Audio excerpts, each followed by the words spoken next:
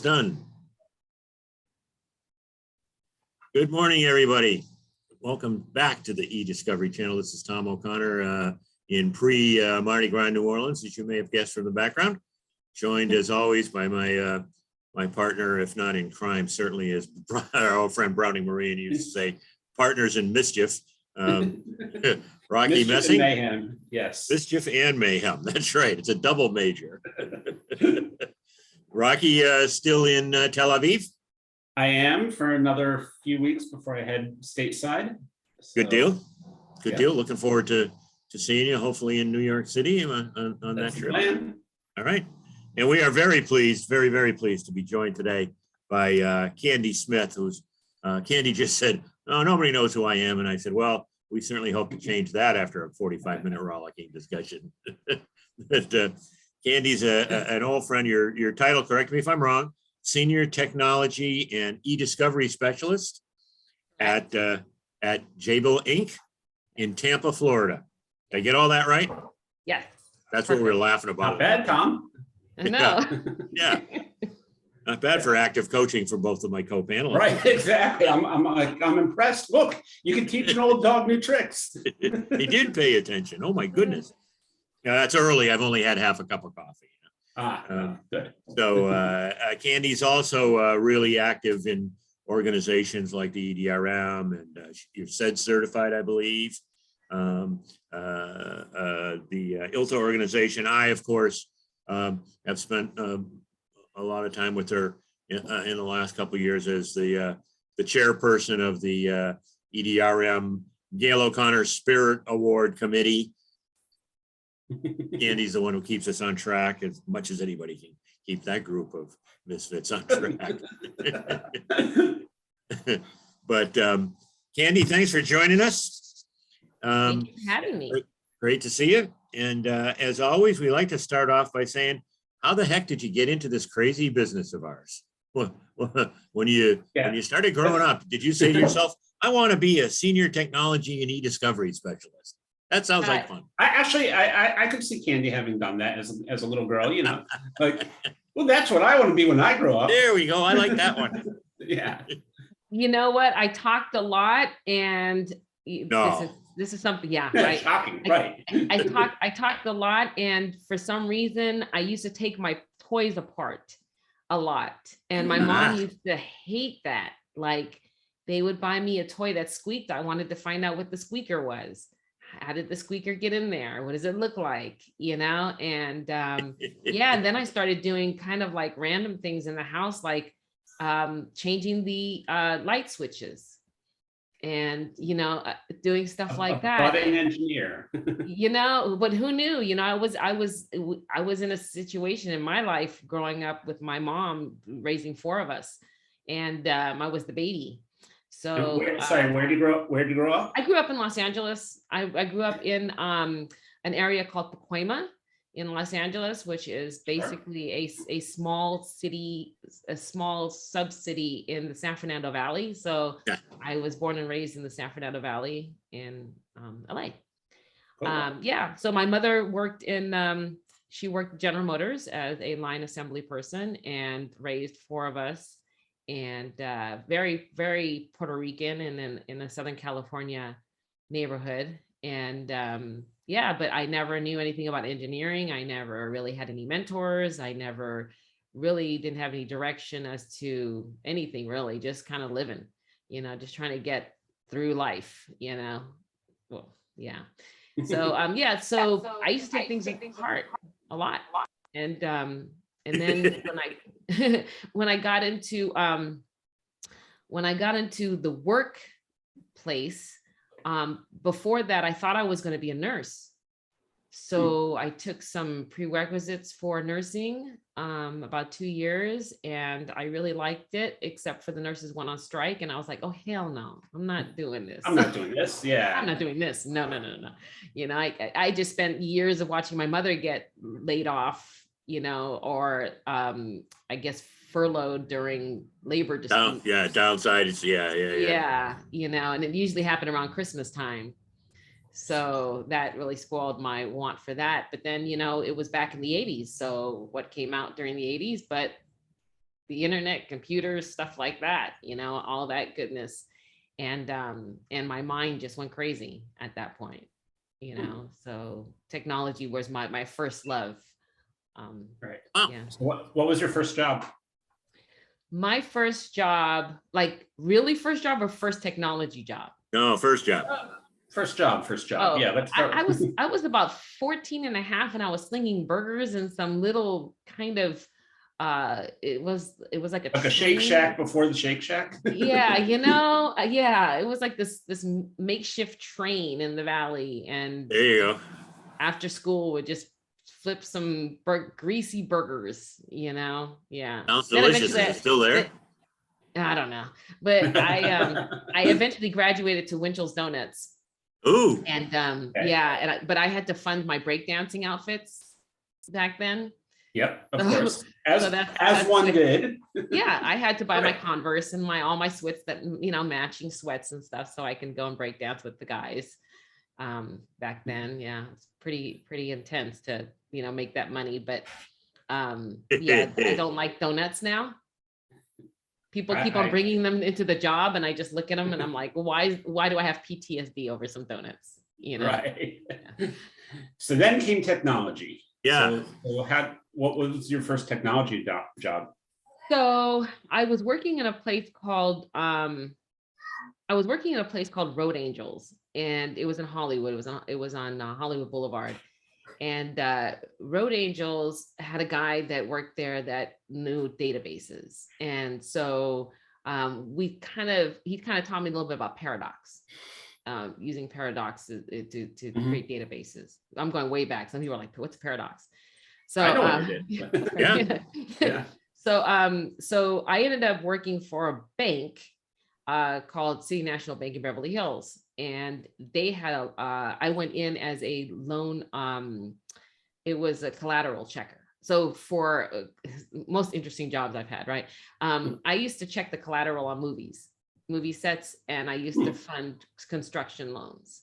And I would help the loan officers. Well, my first technology thing that I did was basically they had gotten audited in the loan department for not having a tickler system set up for some of the things that were pending on the loans. So a loan would close, the loan officer would say, I need this, that, and the other, and that's coming in a couple of weeks. And then that loan officer would just ingest that information. That would be the end of that. And then the loan officer would leave or go on vacation, and the auditors came in, and the auditor said, yeah, right, you got a lot of stuff missing in these files. And then I created a Paradox database for the manager, which ended up to be a tickler system for them, where the loan officer would give me the packet after they're done with the meeting. And I would just create the database that showed what was pending, the dates it was pending, and I would give a master report to the manager, as well as report every week to the loan officers. And then the loan officers, once they receive something, they would then give me another piece of paper, and I would then put that in and cross it off. And so the manager was really, she knew what was on every file. She knew what was pending. So that. Now, is this on a PC system? Did the bank use PCs, or did they have Yeah. minis? No, they had PC. I think I was on a 386 or something like that. Right. Yeah. Right. It was something. Yeah. I mean, I probably the loan officers, they didn't have PCs. I think I was. Right. You're the lucky Right. one. Yeah, I was a lucky one. Right. But the IT guys, they moved me a lot. It was, I was working there during the earthquake and everything like that. And we had moved a lot in our business. They took some of us in the customer service department and moved us around a lot. And the IT guys got to know me very well, and they kind of knew that I was into this. And I had just started with the loan department, and the manager there, who was probably the nicest person I will ever know, because of what she did, is when there became a VP, they needed an assistant for the VP in IT. And one of the guys is like, hey, we know who you are. You want to work for her. You'll get your foot in. How about that? And I said, I can't do that because I haven't been in my job for 6 months. Yeah. And they said, well, you can have your manager override that. So I went to my manager, talked to her, and she said, give me the piece of paper. I will never stand in the way of somebody trying Great. to further their career. And she just signed it off. Great. Right. Yeah. So, Always which remember will Helen. lead into our Helen was conversation really- about mentors and, you know, Yeah. having Yeah. people who have your back, right? Yeah. Yes. It's Which so is important. just, happens all the time in corporate America. Yeah, and it's like when you have somebody like that in front of you, everybody else is like, you're looking for that, you're searching for that Right. same person. And then everybody else is spoiled after that. They can't fit up to that, Yeah. Right. Yeah. Ideal. It's difficult. Yeah. So, So how did you segue into legal?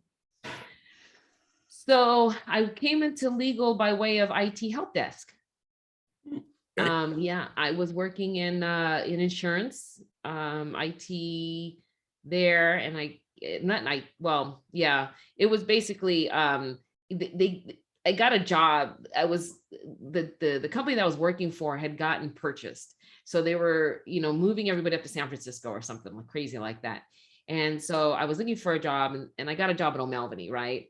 I didn't know who the hell O'Melveny was, right? I was like, right. and so I got the job for doing help desk at O'Melveny, and everybody's like, how did you get a job there? And I'm like, who's What do you mean? O'Melveny? Right. What's this help desk? Right. So I was a Word expert, Microsoft Word expert, certified Word expert and stuff there. And then I became an analyst there, and I actually worked on the BlackBerry server.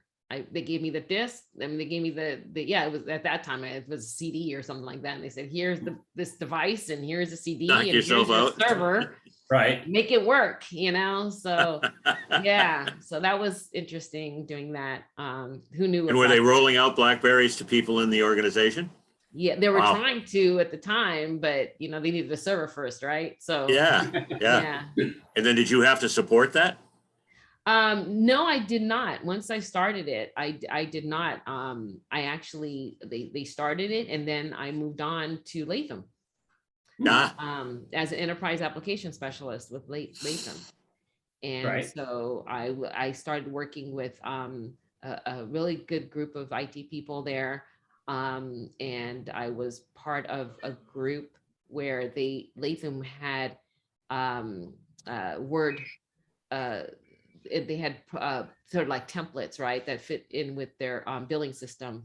And so they had VB programmers at the time. So because I like to talk, right, they thought I'd be a great fit for the liaison between the user community and the VB programmers, since the programmers didn't want to talk to users at all, ever. Right. Right. So I would test. So it would be like, hey, something doesn't work from the user. I would test it. Yes, it does work. Go back to the user. This is how it works. Let me show you how. Blah, blah, You're blah. that intermediary. And if it didn't work, I could just send it back to the VB programmers. They fix it. I test it in English and German and French, and give it back, and then they roll it out to the users. But now I'm sorry, real quick, Rocky. Were both of these jobs in downtown LA? Yes, all my jobs. What just flashed in front of my mind, in front of my eyes there was for a second was, I've always wanted to ask somebody who experienced it, what is the LA commute like? We hear these horror stories, see the pictures. I mean, what was it like commuting into and out of downtown LA for years? So coming from the Valley into LA, it's only like 20 miles, but it would take like an hour and 45 minutes. Yeah. And so you kind of try to get creative, carpool sometimes. The bus sometimes was faster. Eventually they built a subway. Right. That was also kind of it would take you just as long to get out of your house, walk into the subway, take the subway, get out there, walk down the street, go to your thing. And it would take about just the same amount of time, but you got to read, or you got to relax, or whatever in the car. And then you kind of had it the other way, where you wanted to be in the car, right? You want to be your by own yourself, car, where you like, didn't have to deal with the crazies on the train, right.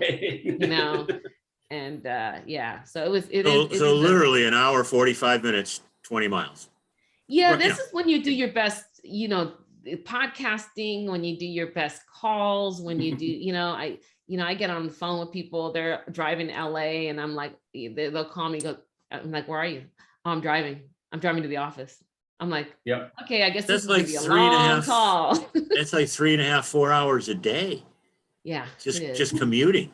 It is. Wow. Well, I did the same thing, Baltimore and DC. I mean, Yeah. I was working in Baltimore and I mean, I was living in Baltimore, working in DC. And Okay, if you but left that's two major metropolitan cities, and you're living in. okay, That's but like, it should be a 40-minute drive. But yeah. if you leave at 6:10 a.m., then it's a 40-minute drive. If you leave at 6:15, it's an hour and 10 minutes. And if you leave at 7, it's 2.5 hours. So And did they have the transit system then? well, when I was working there, Yeah. yeah, they had What the do they call train. it? Mark? Is that The Mark? Mark train, yeah. Yeah. But it was still, it was like, it took almost, like, at least that way you knew exactly how long it was gonna take. That was the advantage. Unless the train was delayed.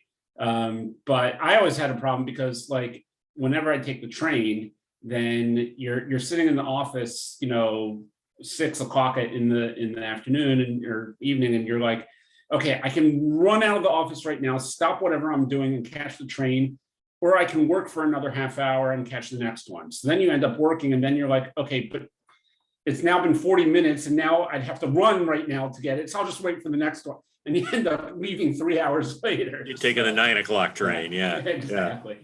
But Yeah, until you get to that last train, you're like, I better get on that last damn train. Exactly. Or else I'm paying for a cab home. Mhm. Wow. So at this point, when you were doing the testing and being the intermediary, were you actually working with the attorneys? Were you working with the paralegals? Like, who are the end users who you were working with in terms of your interactions? Mostly, I was working with just the programmers mostly, and then the end users. So whoever was the secretaries, whoever was doing the billing. Okay. Yeah, so I didn't have a lot of attorney involvement, or because I wasn't in the practice office. We were in what we call the NAL, or the global. Okay. Yeah, so yeah, I didn't have a lot of Mhm. but so I ended up getting really bored with Microsoft product because it didn't really change like it does every 2 minutes now. But back then you had a version for maybe couple of years or something, and it kind of didn't change too much. So once you know the menus and how things worked, it was the same thing every day, and that's not me. Right. So I got to continue to, but in some of these jobs, you're pigeonholed into that. This is your job.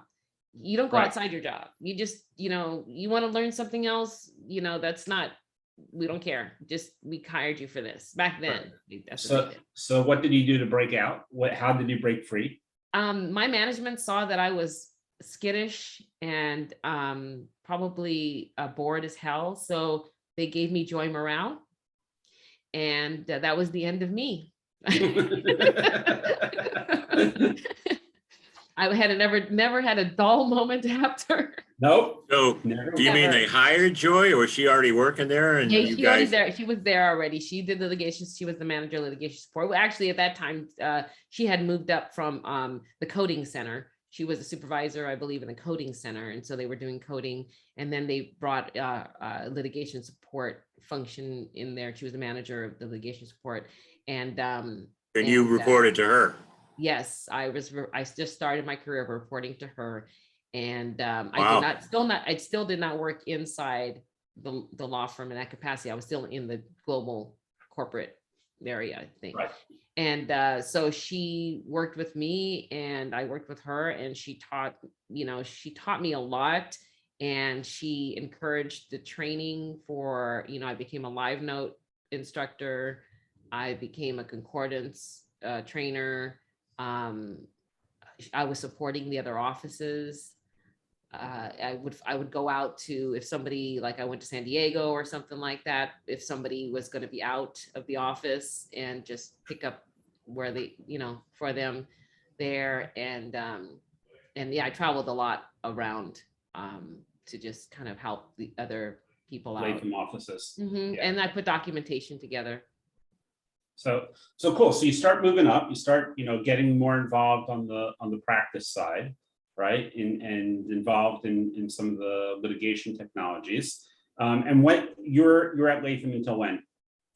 I was at Latham until I left, and God, the older you get, the harder the years are to kind of remember. So we won't go by years, but I left there because I was there for 7.5 years. And when I started getting into the whole nitty gritty of the litigation application stuff, and just the process alone, I kept on feeling like I didn't know what the vendors knew, right? Okay. So it was basically sitting as a practice support person. I was sitting here going, I don't know what to ask a vendor. Okay, so therefore, and a vendor's not telling me either, So Right. I ventured out. There's some secret sauce going on over there. Yeah, there's some secret sauce I don't know Right. about, and I'm missing something, and it's coming up later, and the vendor should have known it, and we didn't know it, So I decided to leave Joy, and it was pretty like Velcro coming up, and I went to go work for a company called ACT. And ACT, I guess they got purchased later on by like Discover Radio. Discovery. Yes. Now, what year was that? This is really funny because I was working on a big project in San Diego. Steve or Mark? Both. I mean, I met Okay. Mark, but Steve was kind of the project guy. And then Dave Clark was the technician. I don't know if he was still with the company then. He was there when I was there. Yeah, Dave was there. This was around the time when, I guess it was 2007, 2008, because I got laid off during the Great Recession, right? Right.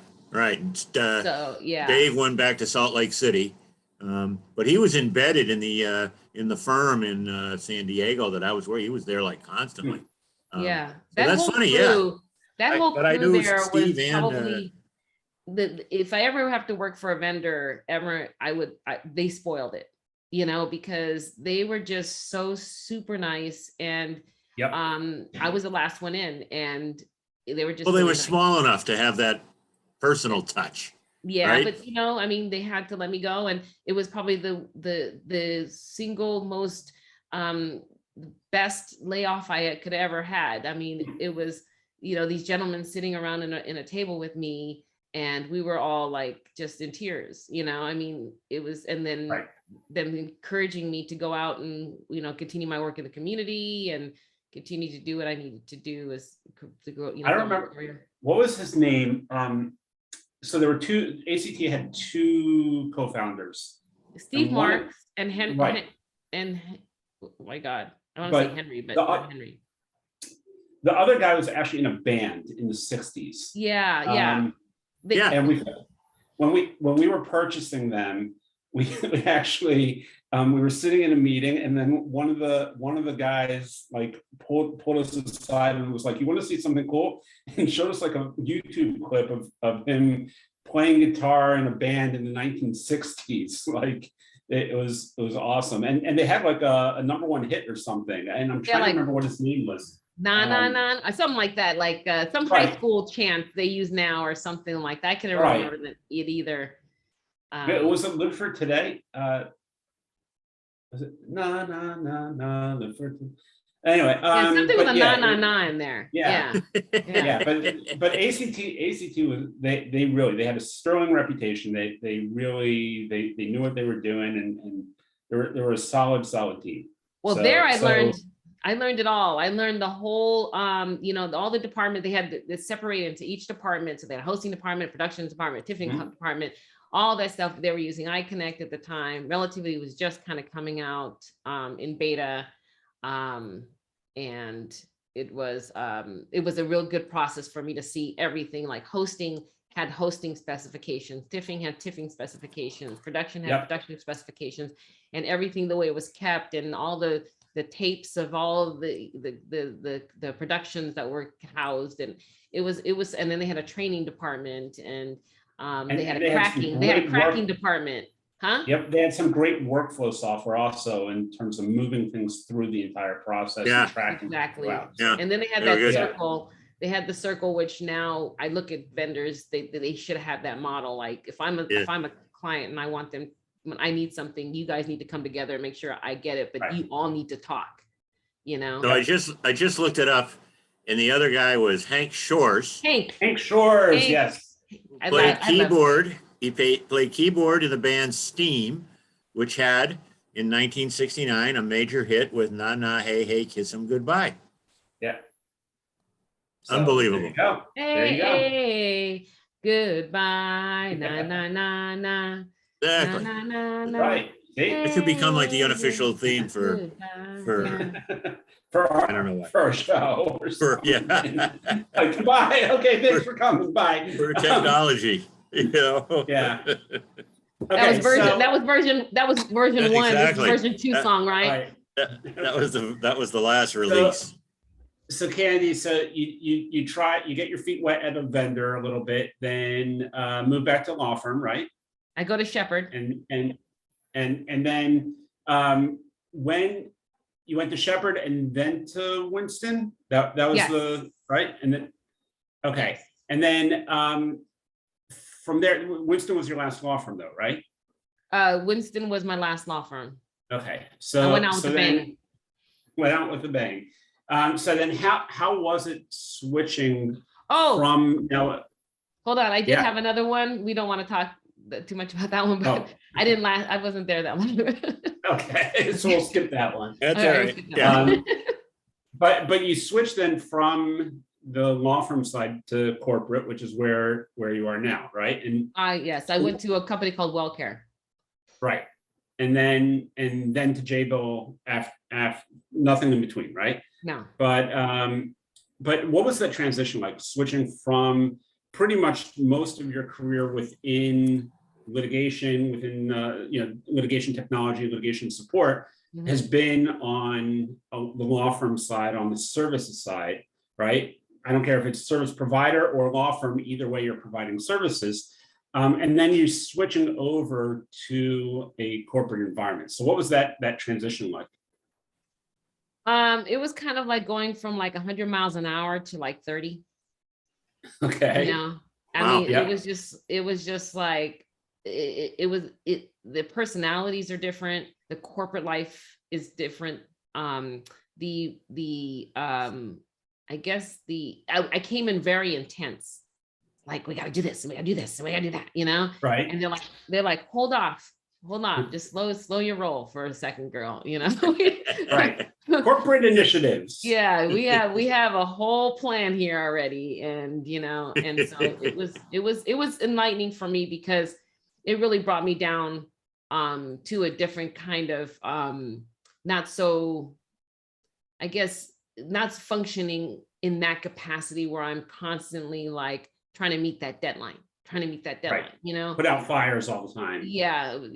And now there wasn't as much of it was still kind of a different way of thinking for me, because being in that environment in the law firm and dealing with partners and paralegals and forensic and discovery and working with the client, okay, like it almost should be backwards. Everybody should be working in the client first and then go into the law firm. I was going to say, is that what I hear you describing is that law firms tend to be reactive, and then you get into an environment where it's more proactive and you can plan and be, more sensible about managing your time and your energy. Yeah, Right. because we're always in the litigation world. Up until COVID, it was always, running to catch up, Right. running to meet a Go, deadline. go. Yeah. What about this? Did you get that? Well, course. law firms have like different clients, right? We're just one. Law firms have many people, entities that they have to deal with, right? And I used to think when I was in the law firms, if I had a client that had their stuff together, they're like the best client ever, Mhm. that you really don't have to go in there and start explaining to them what eDiscovery is. Gotcha. Right. I used to be like, oh my God, this client has their stuff together. Thank God I can talk to their Right, they get person it. there, and they know exactly what we're looking for and how to send it, and what kind of file types we need and what kind of data they have. So those are the best, right? It's just was hard to deal with the other ones that were, especially the smaller clients that really didn't understand what was even happening. You need my Mhm. phone, why? So Right. yeah. Right, everything comes with a little bit of suspicion as to, even though they've hired you as their advisors to help them through, but it all comes with that little bit of like, wait, why do you need this? I don't understand. So yeah, there's a lot of that. But okay, so before we get into what you're doing today, if you look back over that trajectory in the career, and you, like almost everyone who we speak to, is never planned for this. Like we said, you didn't grow up as a little girl saying that I want to be an eDiscovery specialist. I'm going to be involved in litigation support. How important was it having someone like Joy, someone like the mentors throughout your career, and do you do things today to help pay it forward in that? Yeah, so it was really important to have somebody like, especially like Joy. I was brought up, like I said, we were poor. I'll just take it out there. We were poor. I didn't have that kind of education. I didn't have a college degree. And that hurt me along the way, because people who went to school, not only for the schooling, but learned how to network, learned how to deal with personalities, learned how to support one another. For me, I was just like, I'm in it for me. It was just, I need to grow. I need to do, and that you have a different perspective when you go into any kind of business where you're just trying to scratch up to the top, where you don't have people to help you. When you don't have people to help you, it becomes harder of a scratch, but when you have people stop and say, listen, this is what I see from you. You need to either chill out, or you need to learn this, or you need to, take a step back, and or you need to speak to so-and-so, or get involved with this or that. If somebody told me to go to Toastmasters, that was a great thing for me, to kind of work on public speaking, which I had no problem speaking, right? I just had a problem speaking with focus. So I was all over the place. And so that helped me understand, like, okay, there is a thought process. Right. So yeah, mentors to me are very important. Unfortunately, there are few. And a lot of people like me stay quiet. We have our own life happening in the background, and some people want to be strong. Some people want to think the perception of who they are. And it's not like that all the time. In the meantime, you're scratching your way through jobs and, working with people. So what would you tell someone who's just getting started in this industry, who's trying to find their way? What kind of advice would you tell them as someone who's fought their way through it, come up through the system, and I'm sure, we haven't talked about some of the things around some of the bias and discrimination that exists within our industry, unfortunately, and trying to fight your way through some of that. But we've talked in the past about some of that kind of stuff, but what kind of advice would you give for someone who's trying to figure out how to make it and how to really build that career trajectory for themselves? I would say to stay humble, just stay humble and learn what you can from people. Don't ever think, I will never tell anybody that I know everything. I don't. I feel like I know 25, maybe 20% of the industry, and I've been in this for 25 years. Right. And there's always something, with humility, it comes great learning. People tend to, I know that. Yeah, okay. I'll walk away from you if you know it. But when you open yourself up and you say, I really don't know it. I've had people say, you want to learn it? Shoot, here, have it, take it. And then that's when I totally absorb as much as I can. Just if you're coming up into this industry right now, you're probably in the middle of, we were the bottom, and we were creating all of this, and eventually there'll be a school, there'll be a real Formal. profession. Yeah. Right. But you're in the middle right now. So stay humble and try to help the community, the eDiscovery, the litigation support community build, try not to Towards give that everybody a future bad goal. name. Please try not to give us a bad name because you'll bring a whole Right. industry down, but just stay, just and educate yourself.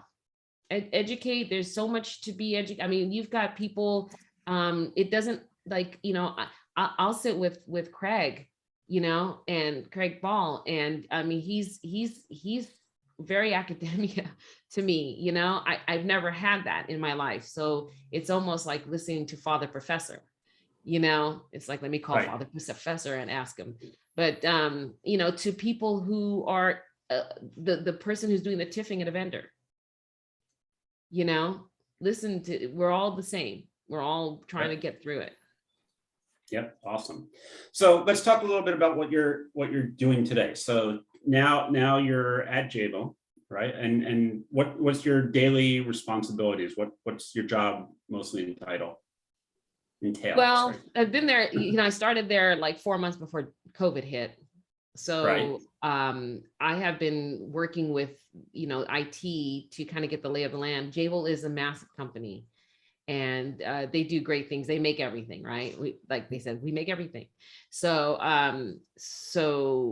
working in a legal operations position that just started 3 years ago, 2 years, of where it was COVID.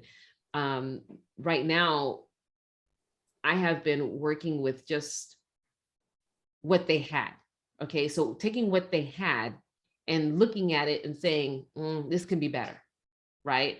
But I'm not really going outside of what they have. I didn't go in there to just start changing things. It's like, we have this. The long-term goal is to say, we have this. How do we make it better or get rid of it? Right. But we have to, and then how do we train people to use it? People have software that could be like document repositories at the end of the day when that software was meant to do something else. Microsoft is rolling into a whole nother world, and there's some cost factors there. Everybody knows eDiscovery costs a lot of money, and the not just the collection part, just the whole thing, the reviewing, everything, right, across the board. And so trying to get our head around that to try to make it more efficient, and cost effective for Jabil. Everything is you have to keep your costs low, and it's important that we're just not doing something to do something, that we get our head around, assets and how are these assets being collected, when you have 100 sites in 30 countries, different languages, different cultures, right. different, you know how it goes. But yep. So very now familiar. I'm just trying to, right now, I'm just sitting back and looking at everything and humbling myself to learn what people do. Right. Yeah. And then just doing whatever you can to help them advance the little bit that they can. Yes. So, yes. So looking at it from a corporate environment versus the law firm environment or vendor environment, which one do you enjoy more? Corporate. Corporate. If I never have to do another damn billable hour, I'm good. Right. Yep. I don't know. I wish they get away with that, get away from that billable hour. I think it's such a disruption in your life, right. It took so much stress out of me to not have to stop and bill. And I am just as productive as if I was, a biller. Right. So right. And it doesn't hurt that, now we skipped over the part where you had moved to Tampa through your career, but, the fact that, you got to see Tom Brady play in his last few seasons in person. So that didn't hurt, I'm sure. Well, I went to the Super Bowl. We worked with right. Jabil. Jabil had a volunteer opportunity to work with the NFL. And we worked the Super Bowl, my husband and I. My son actually danced with The Weeknd. and in Nice. as the dancers. So and we Nice. won. So, and we were at home. I couldn't have been just right there was a Happier. perfect package. Yeah. And we are sad to see Tom. Sad to see Tom retire, but glad he retired with us. Right. Yeah, we were Right, sad to seems- see him go too, because that was 2 guaranteed victories a year for us. But I wasn't sad to see him leave the AFC. That was good. Yeah, So- right? Right? 6 Super So- Bowls in New England, that's crazy. Yeah. know, and 22 years the insanity. guy plays and he wins 7 Super Bowls. That's amazing. Yeah. And then what, he played in 10, right? So Something like that. 10, 11, 9 or something 10. like that. Yeah. Yeah, they lost Yeah. a couple. The Patriots lost a couple. So And he comes out, looking like he just walked in yesterday. Like he still looks young and Yeah. like has energy. He's not crippled, all over the Yeah, like he's- walking, all over crazy. And I mean, he just looks so, healthy and stuff. no, hope- he is. we pray that He's kept his we health. pray that he has Yeah. long life. Good time to retire. Except for the one season where I picked him on my fantasy football team in like the 2nd or 3rd round. And of course, he broke his leg 3 minutes into the season. So that's of course the one season that he You're the big one that time. caused the leg break. Is that what That you're was saying, all you. Rocky? It was, That was my. because of you. I remember sitting there. I'm watching the Ravens game and on my phone watching the stats for my team, and I see like Tom Brady gets like 8 points in the first like 2 minutes and then like nothing. And I'm like, what's going on? So yeah, that was a disaster. But whatever, we survived that. So now you're down in Florida, right? You're living it up in the nice humid weather down there. Little different than LA. And what comes next? Where do you see in terms of e-discovery and technology? Litigation support, helping the team from in a corporation. What are your plans? What do you see that we need to, as an industry, we need to help push these things? So as a lot of us know, the intersections between privacy and compliance and e-discovery, all of that is starting to kind of have its own little mesh network going on there. So that is something that I've been looking at as far as how it's working, of course, at the end of the day with the litigation group and compliance group and how's it going with privacy and stuff like that. But I have enrolled because like I said earlier in this conversation, I did not have a college degree. So I have gone out and I've started my college degree. Now I finished my first semester in cybersecurity and information assurance on an online school, of course. And so I have now included cybersecurity and legal, right? Mm-hmm. So there is not a lot of that out there. And I thought that this would be a great way to bring it into the legal department. I mean, they have our cybersecurity guys, right? And once again, IT guys, and there are some legal issues that need to be addressed as well. And sometimes the lawyers don't understand the cyber speak. So who goes in the middle would be somebody like me. Right. Then again, playing that intermediary role and the translator between all the different teams.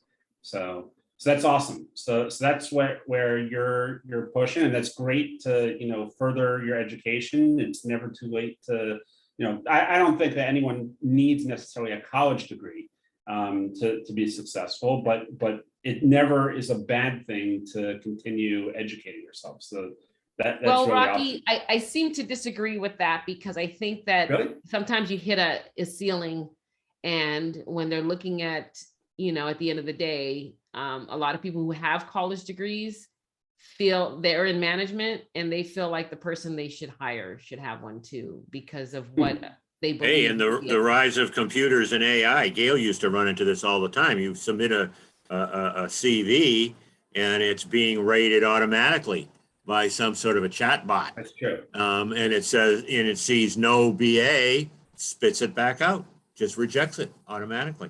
It's a source of huge frustration to her as well, despite all her years of experience. Yeah. You know, having only an AA degree, an associate's degree, you know, Yeah.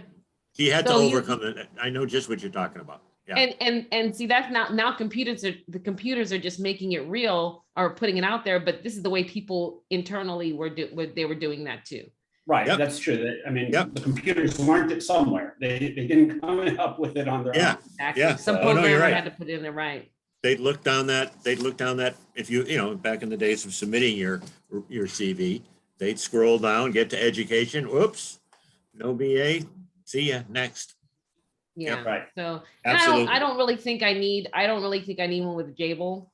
I think that Jabil is, you know, what I've seen with Jabil so far is that they've been very helpful. They've been very fair. That, you know, they've been a great corporation to work for.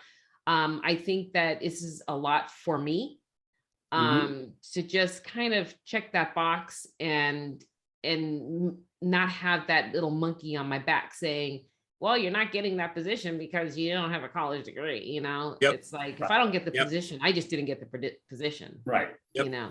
Yep. that's fair. No, I totally understand. I watched Gayle Plus go it's through that for fun. years. It's Yeah. fun. Yeah, You know, get to learn something new, right? exactly. And I think, again, that's the most important thing, is to never stop learning, never stop educating, you know, yourself, and being able to first of all, keep the mind fresh, keep the knowledge fresh, because as you said, the world's changing rapidly, right?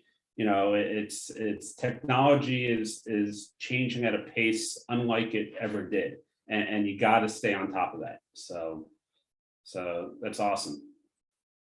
Yeah. So, okay. Maybe I'll take I a think cooking class. huh? My connection is unstable, so we probably should start. Yeah, well, we're gonna wrap this one up anyway with a couple of questions. We've introduced a new segment of a couple of rapid questions before we get to Tom's ultimate question at the end. So feel free, either one word answer, or you can expound on it as much as you want. You ready? Here we go. Let's start with the Chicago or New York pizza? New York New York pizza. with the paper Okay. towel. With the paper towel. With the paper towel to get all that oil. Good. What do you prefer, working from home or working from the office? Working from home. Working from home. Yeah. So even with Too many distractions. Too many too many distractions. distractions in the office, but Yes. at home you're good. Yes. Cool. Favorite movie to quote?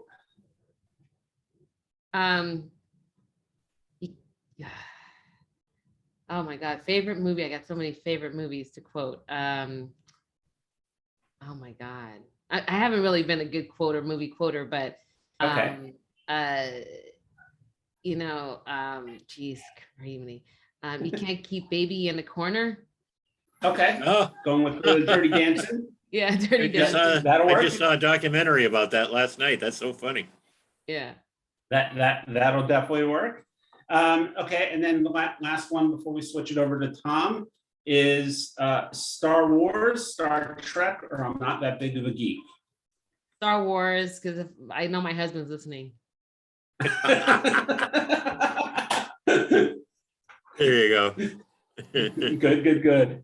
Tom, take us out with One Final more two rapid questions. fire question. One more Beatles or rapid Stones? one. Beatles or Stones? Stones. Ah, I knew there was a reason I liked you. And as you have heard from prior interviews or chats that we've had, if you could spend a day with anybody from our profession who you've met, living or dead, who would that person be? And what would you do? It doesn't have to be work related. You could spend the day going to the track, it's going sailing in Tampa Bay. Who would that person be, and what would you do with them? Okay, living or dead in our profession. That so I will pick the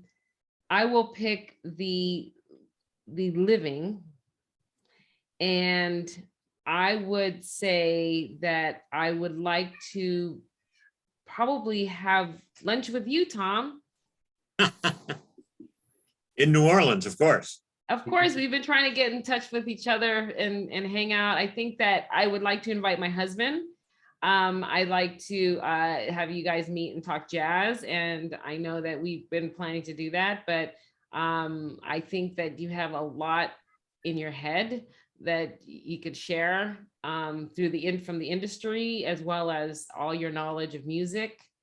And so one day we'll have lunch, and I'll bring my little bit of Gayle with me. There you go. All four of us could double date, right? That would be fun. That would be fun. All right. Well, awesome. Candi, thanks so much for your time. We appreciate you taking the time out to talk with us, and Thank you. great catching up with you and hearing about the background. It's so funny how small our business is, that you worked at ACT and I had worked on used them in a big project at about the same, you were probably there at the same time. I probably was. There's a 6 Yeah. degree of eDiscovery separation, Right? Unbelievable. I think it's like a Unbelievable. 2-degree separation, maybe. Oh. Yes, yeah, Yeah. it's like, not even, Yeah. right? All right. Well, thanks again. We really appreciate the Thank time, you. and Thank you. hope to see you down the Bye, road, everyone. if not at a conference at Jazz Fest or Mardi Gras one day. Yes, me Yep. too. Me too. Rocky, we'll look forward to seeing you, and any of you folks who are out there. Rocky and I are both planning on being at Legal Week in New York for. I'll be there for a couple of days. Rocky, you there for the duration? I'm there pretty much for the whole thing, I believe. Okay. Can I do a plug really quick? Yeah, Go for it. absolutely. Okay, so Women in eDiscovery is having their 15th Yes. annual conference in San Diego. So if you can make Oh, it out when? there. When? Yeah, I'm gonna try to make it out there. It's When? San Diego. It's in May. It's in May. Look it May. up, womenediscovery.org. May in San Diego. All right, we'll Awesome. plug it. Absolutely. Yep. All right. Absolutely. So, Thanks, everybody, and thanks, we'll see you Candi. Bye-bye. again next time on the eDiscovery channel.